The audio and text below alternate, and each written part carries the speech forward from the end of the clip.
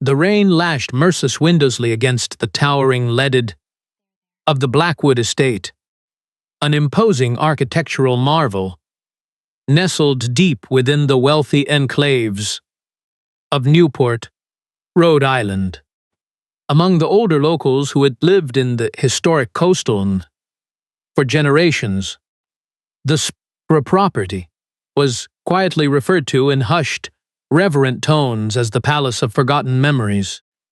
Its magnificent vaulted ceilings, shimmering crystal chandeliers, imported from across the ocean, and immaculately manicured gardens spoke volumes of a vast, intimidating wealth that had been carefully accumulated over many long decades. Yet, on this particular stormy evening, amidst all the suffocating opulence and priceless vintage artifacts, within the heavy walls of the grand house felt deeply, inexplicably, and irreparably broken.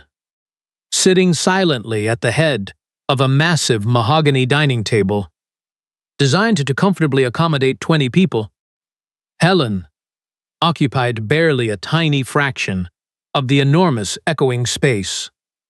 Beauty-plated dinner of exquisite food that remained entirely untouched, while a delicate glass of expensive red wine trembled slightly between her aging, fragile fingers. At the far opposite end of the long table, an empty chair, yen with an intricately carved wooden back, seemed to scream into the heavy silence, standing as a haunting, daily reminder of a profound and devastating loss. The elderly woman stared fixedly at that empty chair, that someone would suddenly step out of the shadows to fill it, as if the relentless years could miraculously rewind and hand back exactly what time had ruthlessly sizzling stolen, without asking for permission.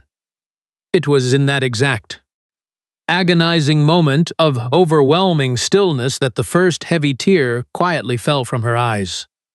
It was not a dramatic sob, nor was it the kind of loud, performative crying that actively seeks the attention and pity of those walking by.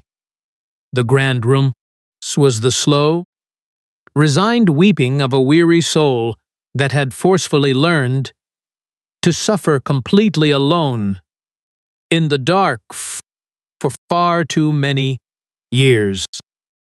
A single solitary tear traced a slow path down the familiar wrinkles of her distinguished face, navigating the lines of her skin as if it had traveled that exact sorrowful road countless times before. The antique grandfather clocks in the echoing hallways continued away the passing seconds, with absolute unfolding in the dining room, crackling without a single ounce of compassion, casting long dancing shadows across the expensive silk wallpaper. Helen remained perfectly still, trapped in her own silent agony, with that empty chair firmly lodged in her vision like a cruel, jagged thorn. Thought possessed the ability to extract no one, that is, except for a quiet young woman named Lucy, who happened to be standing just outside the heavy oak doors.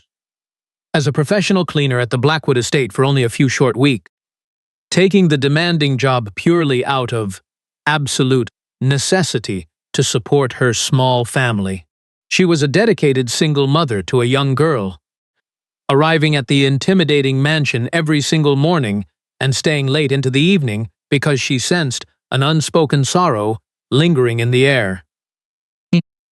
From her very first day polishing the silver and dusting the antique books, she had astutely noticed that, despite the overwhelming abundance of beautiful, expensive items, The enormous house desperately lacked basic human warmth. As she quietly wiped down the hallway mirrors, she caught a sound so incredibly faint that any other passing servant would have easily dismissed it as the wind rattling the old window panes. Because she intimately understood the distinct muffled sound of a desperate soul trying hard to hide its pain, Lucy immediately stopped her work, tightly gripping the soft cleaning cloth in her worn hands. She could have easily kept walking toward the kitchens, pretending she had heard nothing, knowing full well that her strict employment contract contained absolutely no clauses to demanding she privacy. To her wealthy employer, she was hired to clean floors, not to act as a trained nurse or a family therapist. But there are certain fleeting moments in human existence where a compassionate heart completely overrules professional boundaries. Leaving her cleaning carton abandoned in the dimly lit corridor, Lucy slowly pushed the dining room door open and felt her breath hitch at the heartbreaking sight of the supposedly formidable matriarch, looking incredibly small and lost. Taking a deep, steadying breath, the young cleaner stepped fully into the grand room, moving with a gentle grace as she approached the crying woman who had terrified so many other staff members. Helen stiffened slightly, completely unaccustomed to anyone daring to cross the strict, invisible boundaries of class and authority that had defined her isolated life for over a decade. Without calculating the immense risk to her vital employment, Luce reached out, retrieved a pristine linen napkin from the table, and knelt softly beside the grieving widow to gently wipe the dampness from her cheek. In a voice barely louder than a whisper, Lucy leaned in and spoke a few profoundly simple words of comfort. Words that instantly made the wealthy widow close her eyes as a completely different kind of tear. One of genuine, unexpected relief spilled over her lashes. Robert Blackwood did not sleep a single wink that long, tempestuous night, unable to shake the image he had witnessed upon his unexpected arrival at the family estate. He remained seated in the heavy leather armchair of his childhood bedroom, a space his mother had preserved perfectly over the years, as though the relentless passage of time held no authority within the mansion walls. The lofty vaulted ceiling, the pristine ivory walls, and the classic literature books lined up on the wooden shelves which remained exactly as he had left them many years ago when he eagerly departed for college. Yet, the brief, whispered words he had quietly overheard, while standings continued to echo violently in his troubled mind. Pulling him back to a time he had desperately tried to forget. When morning finally arrived, bringing a pale, watery sunlight that struck through the thick Rhode Island clouds, the massive estate predictably woke up to its meticulously organized daily routine. Patty, the cheerful, veteran cook, began vigorously, kneading fresh dough for the morning pastries, filling the sprawling downstairs corridors with the incredibly comforting, buttery scent of baking bread. Ethan, the dedicated headset's gardener, could be seen outside meticulously pruning the wet rose bushes, carefully loading his wheelbarrow with the heavy, rain-soaked branches that had fallen during the intense midnight storm. The PT&D. Lucy arrived flawlessly on time with her organized cleaning cart, projecting that same unwavering, peaceful attitude that the entire household staff had already come to deeply respect and admire.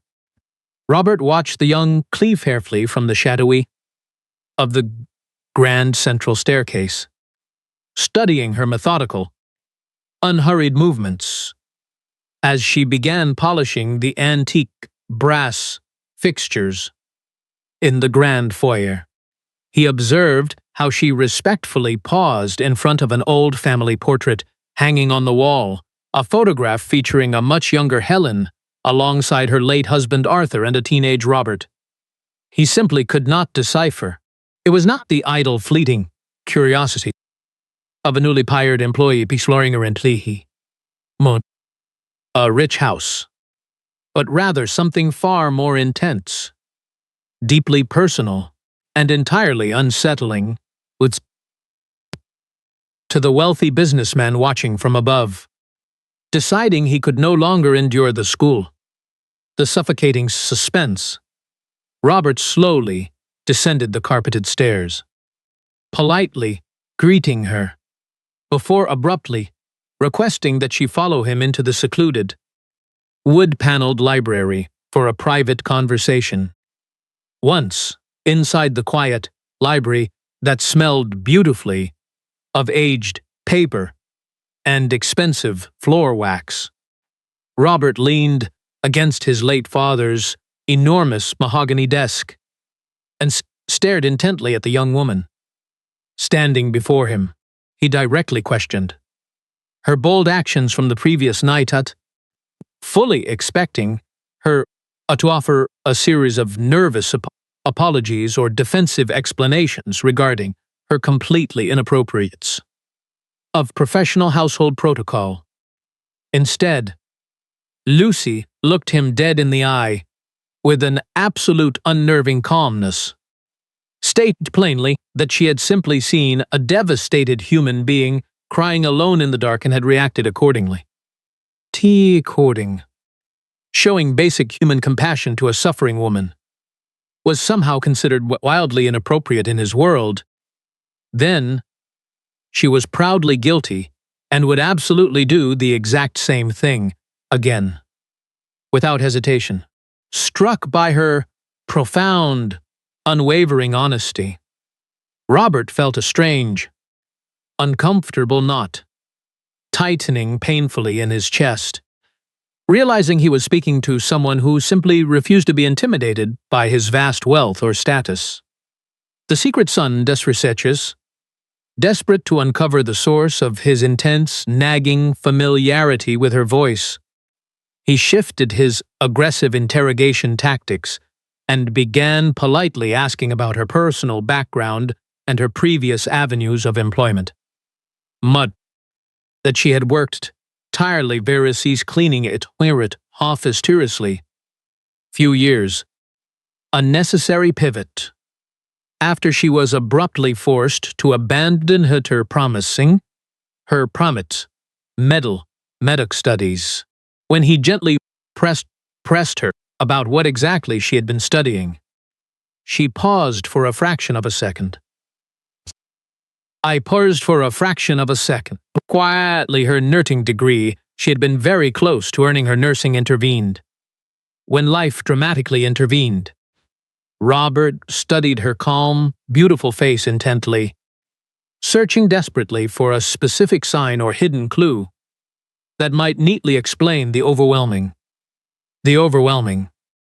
chaotic emotions violently storming inside his usually disciplined mind's mind.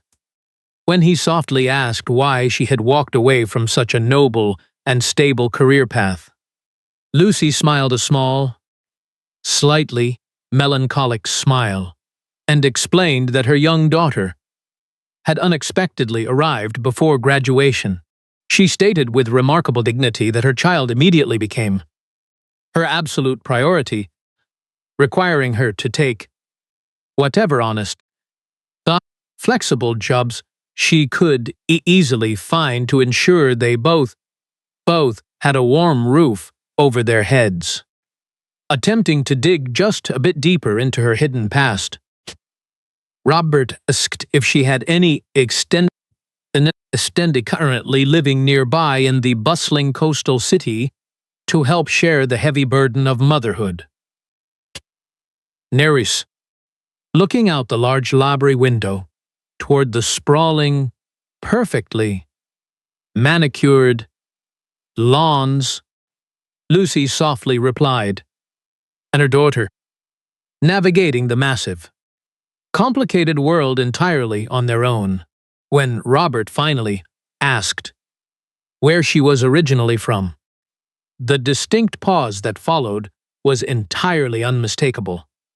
Not overly dramatic, but heavy with the undeniable weight of a secret carefully guarded for many long years.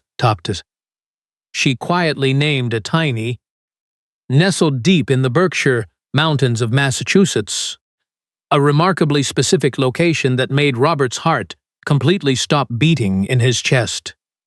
As she calmly excused herself to return to her pressing cleaning duties, Robert was left standing completely frozen in the quiet library, realizing with mounting terror that the impenetrable walls he had built around his youth were finally crumbling. Later that crisp afternoon, something wonderfully unprecedented occurred that sent quiet ripples of genuine shock through the tight-knit ranks of the Blackwood Estate's dedicated household staff.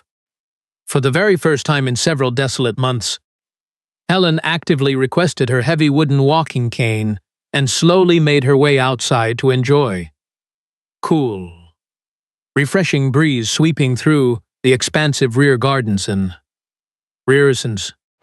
Patty nearly dropped a massive porcelain mixing, walking upright past the large bay windows, while Ethan completely froze in place, his sharp pruning shears suspended mid-air. Lucy, who was diligently wiping down the exterior patio glass, completely ignored the surprising spectacle and simply continued her rhythmic work. Though her observant eyes subtly tracked the older woman's slow, deliberate progress among the vibrant flowers, standing rigidly on the second-floor stone balcony with a forgotten, completely cold cup of dark coffee in his hand, Robert meticulously observed the incredibly brief, silent exchange between his mother and the unassuming cleaning woman. Helen had paused near the patio, looking directly at Lucy, and offered a remarkably subtle, respectful nod of her head, a gesture carrying far more profound emotional weight than a standard, polite greeting between employer and staff. Lucy paused her cleaning, straightened her posture, and gracefully returned the small nod with an equal measure of quiet dignity, an interaction that violently churned the deep, unresolved anxieties pooling in Robert's stomach. That evening, utterly incapable of bearing any longer, Robert retreated into his private study, firmly locked the heavy door, and immediately placed a secure call to his most trusted corporate investigator, Cinda. Mark was a highly efficient, incredibly discreet professional who routinely handled highly sensitive private matters for Robert's massive espionage and Notter's massive financial empire without ever asking unnecessary or probing questions. Robert ordered him to thoroughly investigate every single detail regarding Lucy's entire existence, what she had been doing, and who she truly was behind her quiet exterior.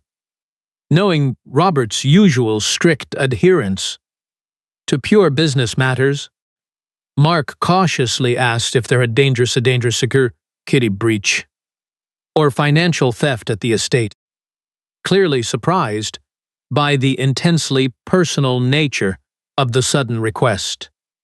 Robert, staring blindly at the dark velvet curtains of his study, simply replied that he did not know yet. firmly instructing Mark prioritize this urgent personal assignment above every other pending corporate contract. The highly detailed, confidential dossier that Mark hand-delivered to the estate. A few was anxious. Days later, contained entirely mundane, ordinary information that initially seemed to wildly contradict Robert's overwhelming, paranoid suspicions. On paper, Lucy was exactly who she claimed to be, a remarkably hard-working, honest woman with absolutely no criminal history, maintaining a modest, quiet life while fiercely protecting and providing for her beloved young daughter. She possessed absolutely no massive debts, no hidden legal conflicts, and absolutely nothing that would suggest she harbored any malicious, calculated intent in seeking humble employment within the wealthy walls of the Blackwood estate. However, there was one singular, incredibly glaring detail prominently highlighted on the third page of the thick report. A piece of crucial information that Mark knew better than to ever transmit over any hackable digital channel. The official public records explicitly confirmed that Lucy was indeed originally born and raised in that tiny, secluded town in the Berkshire Mountains. A remarkably quiet place. Robert knew far better than he ever publicly admitted. It was the exact obscure town he had purposefully retreated to many years ago, living a remarkably simple, anonymous life for several months under the strict disapproving radar of his demanding, wealthy family. Reading the familiar name of the small town, printed neatly in stark black ink, Robert felt the surrounding room begin to violently spin, forcing him to grip the edges of his heavy wooden desk just to remain upright. But the absolute most devastating piece of evidence lay entirely in what was completely missing from the comprehensive background report. A massive void that practically screamed the horrifying truth directly into Robert's face. According to the official birth registry, carefully pulled by the investigator, the young daughter's legal surname was solely her mother's, and the specific section designated for the biological father's name had been left completely blank. This glaring omission, often viewed by uninvested bureaucrats as a simple administrative oversight or missing data point, struck Robert with the catastrophic force of a speeding freight train crashing through his meticulously ordered reality. He forcefully pushed himself away from the desk, his expensive leather chair loudly scraping against the polished hardwood floor, and aggressively paced the length of the study as his brilliant, analytical mind rapidly connected the remaining pieces. He began frantic.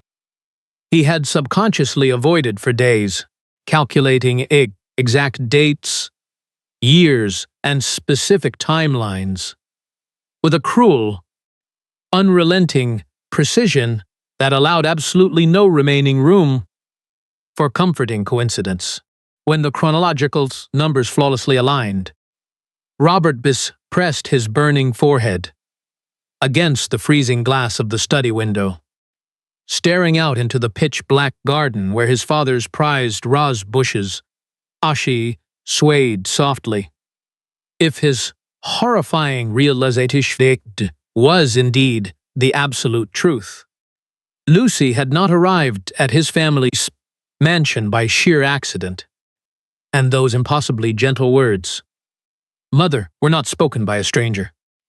The absolute most terrifying aspect of this grand revelation was not the remote possibility of being cleverly manipulated or deceived by an elaborate con artist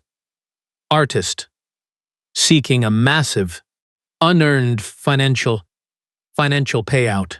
The true horror that left him completely breathless in the dark was the devastating realization that absolutely no one had tricked him. Everything was real, and he had cowardly allowed this beautiful truth to live in the shadows for years. Later that week, Lucy, from the sprawling estate, her dedicated and deeply perceptive teacher, Miss Clara, had recently pulled Lucy aside to enthusiastically praise the young girl's exceptional artistic focus. Noting that she drew with a profound, serious intensity rarely seen in small children, with the boundless, unburdened energy of youth leaping into her mother's waiting arms with tremendous, heartwarming joy. "Mommy!" burying her face into Lucy's neck, completely oblivious to the massive. Her hard-working mother carried in total silence every single day, just to keep them both safe. Her beautiful name was Victoria, and she possessed a wild mane of dark, wavy hair, enormous, expressive eyes, and an incredibly unique, intense way of constantly observing busy world moving around her. She was remarkably serious for a child of her tender age, yet possessed sudden, brilliant flashes of pure, unadulterated joy that could instantly illuminate the darkest, most depressing room she ever walked into. That evening, while sitting at the tiny, wobbly dining table in their remarkably modest second-floor apartment, was completely absorbed in drawing a complex picture in her favorite sketchbook. Quietly washed the dinner dishes. Lucy watched her precious daughter closely, corner of her eye, constantly searching every small, inherited facial gesture for any hidden sign of the complicated truth she could not yet bring herself to openly discuss, without ever lifting her intense gaze from the moving rapidly across the white paper. Victoria suddenly stated in a matter-of-fact tone that the elderly lady residing in the giant house was a very good person. Lucy paused, scrubbing the ceramic plate, her hand submerged in warm, soapy water, and cautiously asked her highly observant daughter exactly what made her say something about a woman she had never formally profound about. Met with the brutal, flawless logic unique to innocent children. From cleaning that specific mansion, she looked terribly different but heavy, like when she read old hidden letters, drying her wet hands. Careful a worn kitchen towel, Lucy slowly approached the small table, pulling up a wooden chair to sit directly across from the little girl who consistently saw far too much. Lucy gently confirmed that the lady in the grand estate was indeed a kind woman who unfortunately carried a tremendous amount of hidden pain safely locked away deep inside. 2.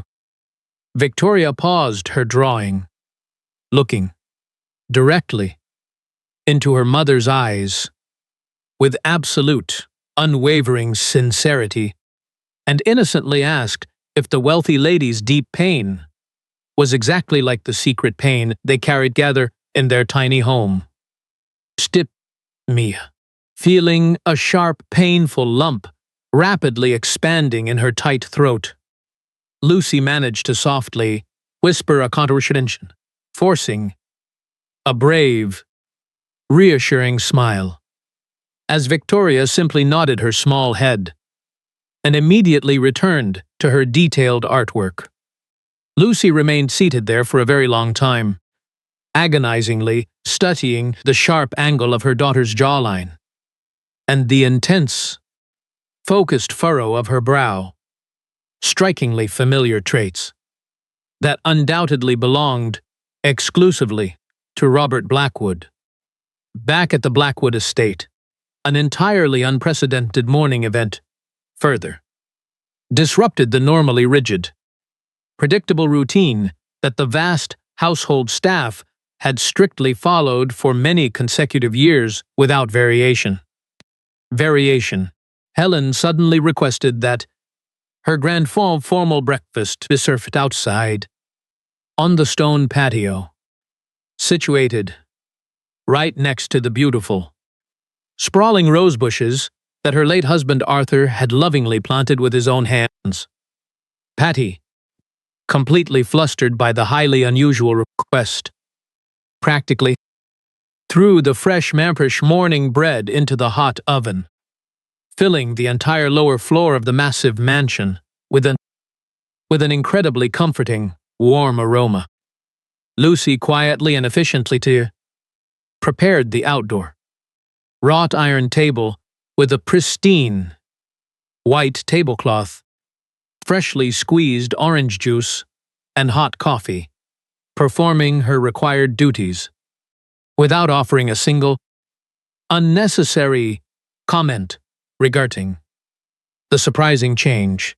When Helen finally stepped out into the crisp, leaning heavily on her polished wooden cane, she paused to deeply admire the vibrant, blooming roses, quietly noting aloud that flowers were the only truly honest things left. She softly murmured that unlike complicated people, plants never bothered to fake their actual condition. If they desperately lacked water, they visibly wilted, and if they were well cared for, they unapologetically blossomed for the entire world to see. As Lucy carefully poured the steaming dark coffee into a delicate porcelain cup, Helen suddenly turned her sharp, intelligent eyes upward and calmly asked the young cleaner what her beautiful daughter's given name was. Startled by the completely unexpected personal question, both hands to steady her sudden trembling, took a deep breath, and softly replied that her daughter was proudly named Victoria.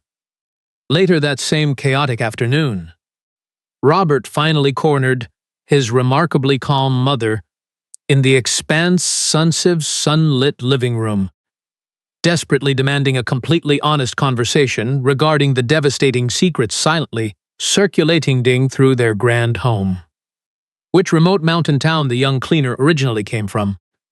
Expecting the shocking revelation to instantly shatter his mother's perfectly composed, aristocratic exterior.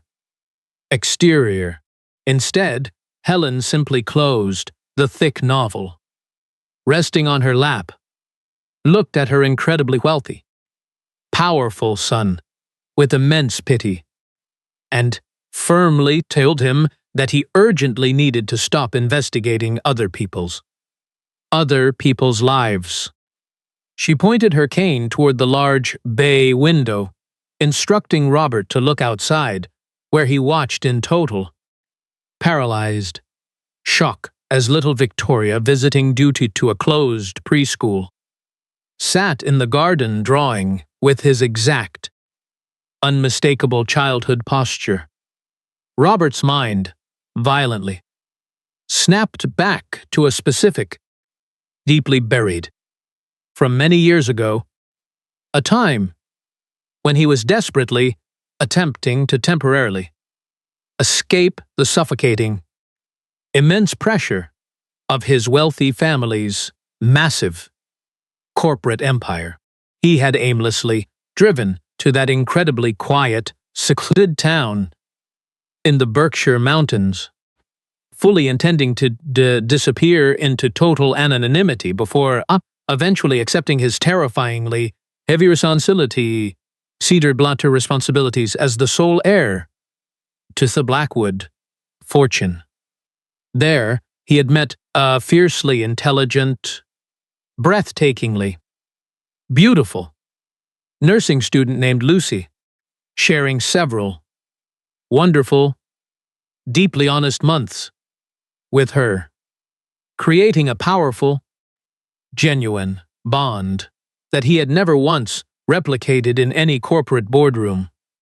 But when his demanding father, Arthur, unexpectedly fell ill and furiously demanded his immediate return to Newport, Robert had packed his expensive bags in the dead of night, cowardly fleeing his true love without leaving a single forwarding address. Now, the following morning, unable to endure the suffocating guilt any longer, Robert woke up incredibly early and purposefully marched down the massive estate kitchens, long before the rest of the wealthy household began stirring.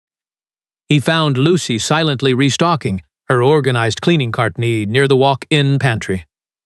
And this time, the cold, calculated distance of a billionaire addressing a humble, hired servant, standing awkwardly, tightly clutched in his shaking hands.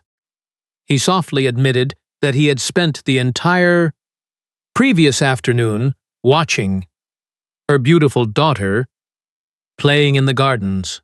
Her various cleaning supplies turned to face him with absolutely no fear in her striking eyes, and calmly confirmed that Victoria had indeed mentioned a sad man watching her intently from the upper windows. Desperate for absolute clarity, Robert's voice cracked painfully as he humbly asked her, why, out of all the incredibly wealthy estates in the entire coastal region, she had purposefully chosen to seek employment within this specific house.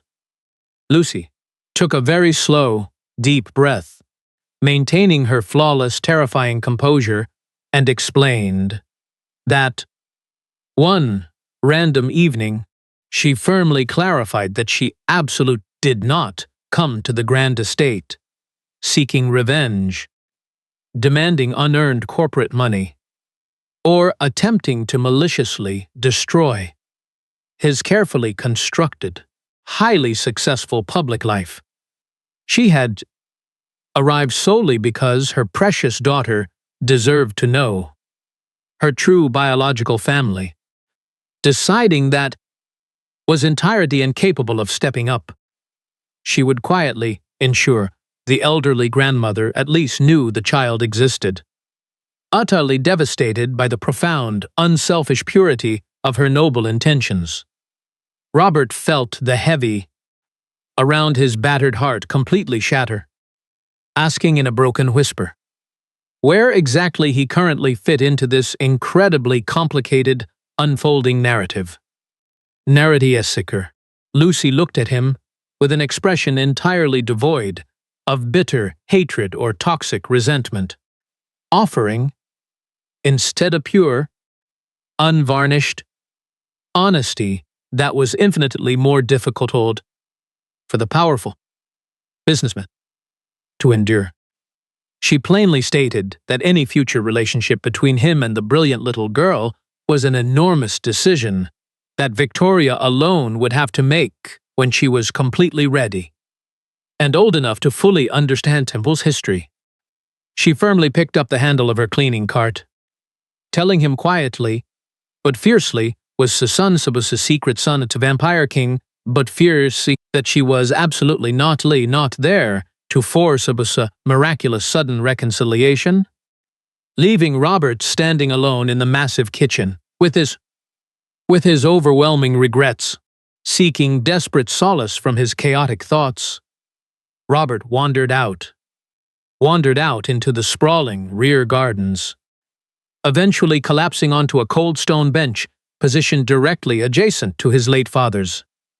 Impeccably maintained, that little Victoria approached him, carrying her worn sketchbook tucked securely under her small arm, and casually sat down on the exact opposite end of the bench, with the effortless, beautiful innocence unique to children. Without any trace of nervous hesitation, the young girl looked directly at the wealthy billionaire and politely asked if he was indeed the incredibly busy son of the nice, sad lady who lived inside the giant house.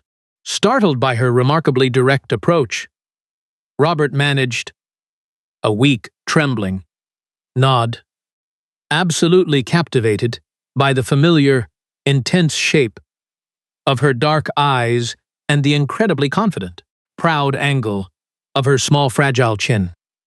Victoria opened her colorful sketchbook, carefully flattening the slightly wrinkled pages, and casually mentioned that her mother often said people who worked far too much usually did so because they were secretly terrified of stopping and facing their true feelings. Hearing his own profound, so accurately and innocently summarized by the brilliant child he had abandoned, Robert completely lost his desperate battle against the massive wave of crushing emotion. For the absolute first time in his entire adult life, the ruthless corporate titan openly wept, covering his face with his large hands as heavy, agonizing sobs violently shook his broad shoulders. Right there in the open garden, Victoria did not panic or run away. Instead, she quietly watched him cry for a long moment, simply stating that her current drawing does not possess a title yet, because the most important pictures require ample time to finish properly. Standing quietly behind the massive, floor-to-ceiling glass window of the grand living room, with her hands observed the incredibly clasped over her chest, watching her powerful, emotionally stunted, and crying alongside the beautiful granddaughter she had only just discovered. The elderly matriarch allowed a genuine, profoundly relieved smile to slowly spread across her worn face. The incredibly thick, ever since Arthur's tragic passing, was finally, definitively beginning to aggressively thaw under the warm, undeniable presence of absolute truth. She knew deep in her ancient bones that the difficult, highly emotional journey ahead would be incredibly messy and incredibly painful. But, for the first time in many years, the sprawling mansion, actually felt remarkably full of genuine hope. That evening, long after the heavy sun had completely set beneath the dark ocean horizon, the Blackwood estate grew incredibly quiet, completely devoid of the usual frantic, bustling energy of the large household staff. Helen retreated early to the profound safety of her luxurious master bedroom, slowly walking to the large, antique cedar wardrobe standing silently in the far corner of the dimly lit, expansive room. Reaching deep, pulled out a remarkably plain, worn wooden box that had remained completely hidden and entirely untouched for an incredibly long time. She sat heavily on the edge of her pristine, perfectly made bed, placing the dusty box gently on her lap, handling the old wood as if it contained fragile, incredibly valuable diamonds that might easily shatter into a million pieces. Inside the small box were fading, precious photographs of Robert, eagerly learning to walk, snapshots of him happily helping his proud father plant the very first fragile rose bushes, and a single, wrapped perfectly in expensive soft silk.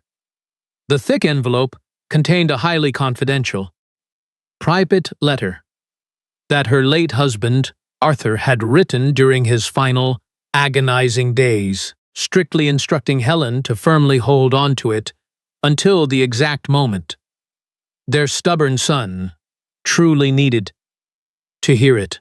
Helen carefully unwrapped the pristine silk with trembling, heavily veined hands, tracing the familiar, elegant handwriting of the only man and she had ever truly loved, with her entire devoted heart, whispering softly into the complete emptiness of the quiet room. She calmly announced to her late husband's finally arrived, and their broken family was finally ready to beautifully heal. Early the following morning, Robert completely stunned his massive corporate empire by aggressively demanding that his highly stressed executive assistant immediately cancel every single high-stakes financial meeting scheduled for the entire week. He completely ignored the frantic, panicked voicemails from his wealthy foreign investors, firmly prioritizing the urgent, desperate direction of his desperate reconstruction of his shattered personal life. The endless, exhausting accumulation of more meaningless corporate wealth.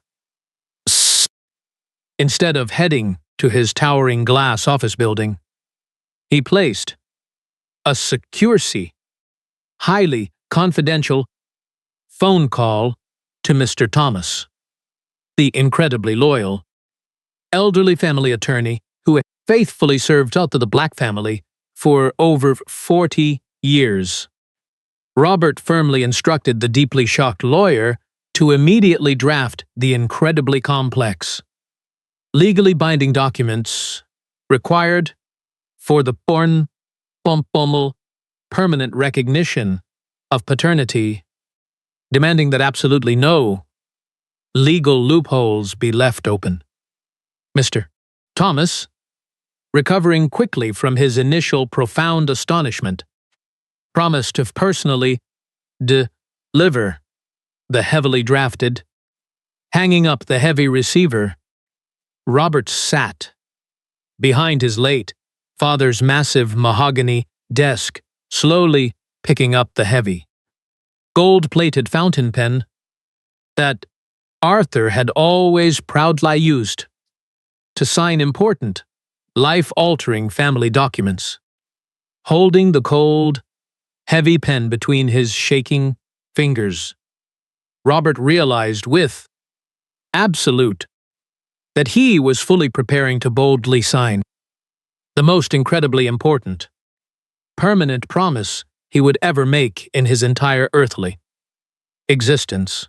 He felt a profound, surging wave wash over him, completely terrified of the massive, looming possibility of brutal rejection, yet feeling absolutely certain was no longer viable.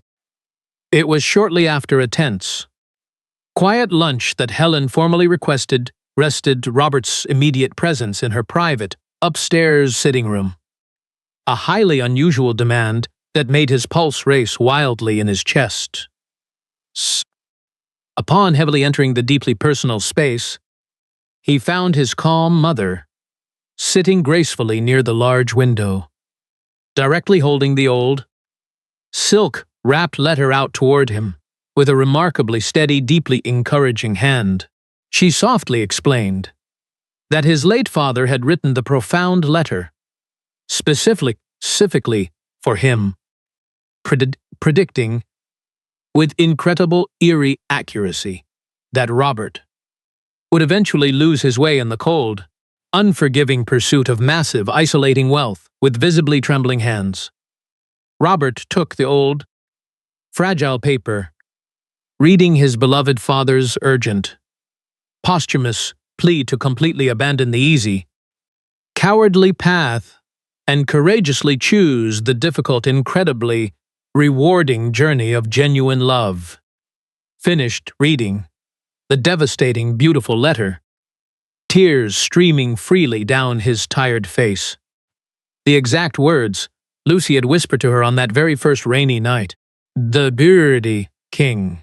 Lucy had gently told the weeping widow that she was absolutely not alone, promising that Arthur's loving spirit continued to boldly survive. In a beautiful, brilliant granddaughter, his intense eyes and strong hands. Hearing this profound, ultimate confirmation of Lucy's incredible selfless grace, Robert felt the final, remaining pieces of his massive, arrogant ego completely dissolve into absolute nothingness, leaving only the raw, undeniable truth of his massive failures. He finally, but rather to miraculously save his grieving family from completely drowning in their own suffocating, endless ocean of silent sorrow. Armed with his late father's powerful, loving blessing, and his strong mother's completely unwavering, fierce support, Robert slowly stood up from the comfortable chair, wiping the wet tears from his exhausted, red eyes. He realized with absolute, terrifying clarity that he now desperately needed to bravely face the absolute hardest, most intimidating task of his entire, highly successful life, asking for profound forgiveness without holding a intention of actually receiving it. He possessed absolutely no legal right or moral standing to suddenly barge into their quiet lives, demanding instant, unearned affection from a brilliant child he had knowingly abandoned for so many years. Yet as he firmly walked out of the sprawling, historic estate and headed directly toward his sleek car, he swore to the universe that he would spend the rest of his remaining days tirelessly proving he was finally worthy. Immenedicit. Robert left behind his wealth and pride to visit Lucy and little Victoria in their modest apartment, hoping to make amends. Kneeling before the child, he confessed his true identity and apologized for taking so long to find her. After quietly reflecting, Victoria drawing titled First Meeting and said she was willing to give him a chance because his sincere tears convinced her he was capable of genuine love. 2 weeks later, the family gathered for a hopeful dinner at the Blackwood estate, where Victoria's new chairs symbolized her place in their lives. The following day, Helen, Robert, Lucy, and Victoria planted a rose bush beside Arthur's roses and named it New Beginnings, marking the start of their shared future. Months later, as the rose bush bloomed, Victoria completed her drawing, now showing 4 smiling family members together under the title, The Family We Choose to Plant. Like the growing garden, their once broken relationships took root through honesty, forgiveness, and daily commitment. Their journey showed that true family is built blood, but by the courage to face the past, nurture trust, and remain present through hardship. In the end, love, patience, and reconciliation proved that even the deepest regrets can blossom to securing legacy, hope, and enduring connection.